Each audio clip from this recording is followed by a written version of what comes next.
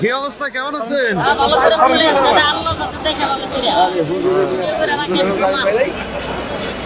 আল্লাহ পাক যেন জাহান্নামের বাড়ি থেকে মাফ করে দেয়। দুনিয়া তো বেরি করাইছো না।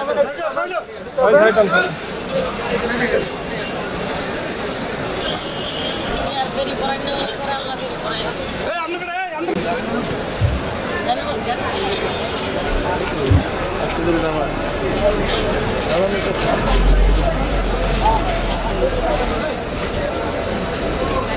আর কত হয়েছে তো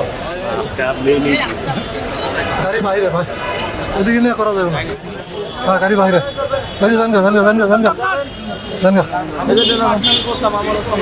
গাড়িটা আনো না কেন? ওই গাড়িটা আসতে বলেন তো, গাড়িটা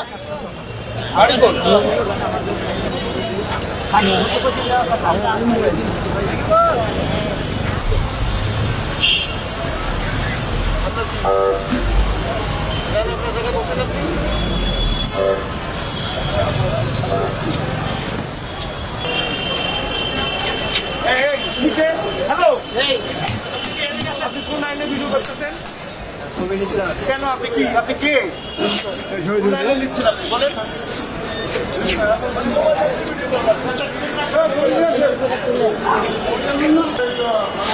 আজকে রফিকুল ইসলাম মাদানির 4টি মামলা ছিল সাইবার ট্রাইব্যুনালে।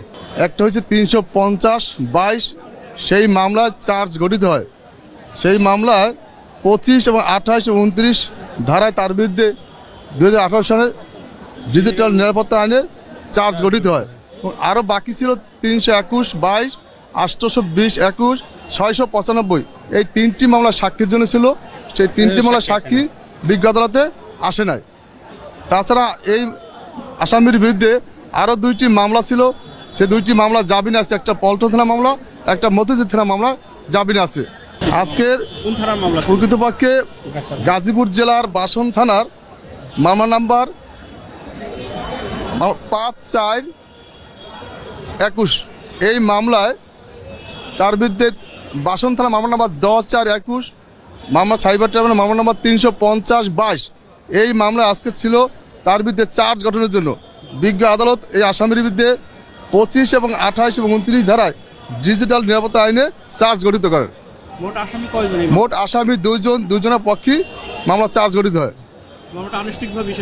হ্যাঁ, পরবর্তী তারিখ এই 4টি মামলার 1-3-2023 এই মামলার সাক্ষীর জন্য আছে।